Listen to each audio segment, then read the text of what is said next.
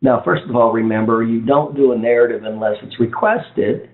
You don't just spit out narratives, okay? Number two is at the end of a case, remember, if an attorney is asking you for your medical reports, in other words, they do not specifically ask you for a narrative, that's an education problem.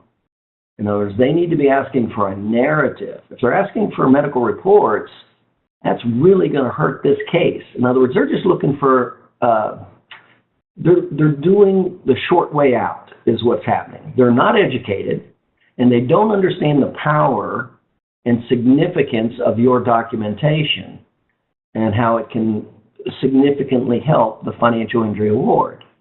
And so a lot of times when the attorneys are somewhat ignorant and they're just moving on rapidly, they'll just say, hey, send me copies of your medical reports or your documents or whatever, and they won't ask for a medical report. I'm talking about at the end of the case.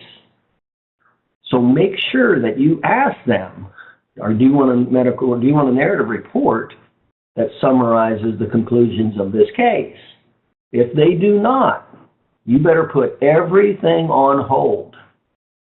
And you better get your butt over there as fast as you can and walk him through the outline of the narrative report and show him these are all the benefits and what it does and what happens, not just the benefits. You know, remember, every time you talk to the attorney, it's pleasure, logic, fear.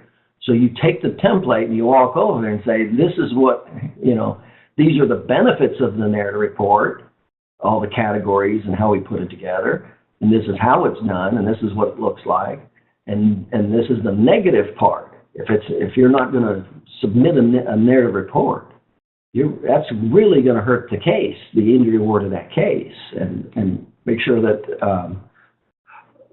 you show them the flow of the narrative report and the topics and why. Because this narrative report is designed to where it essentially becomes the financial claim. I mean, I got attorneys that are telling my clients now, they're just using the narrative report essentially for their injury award claim.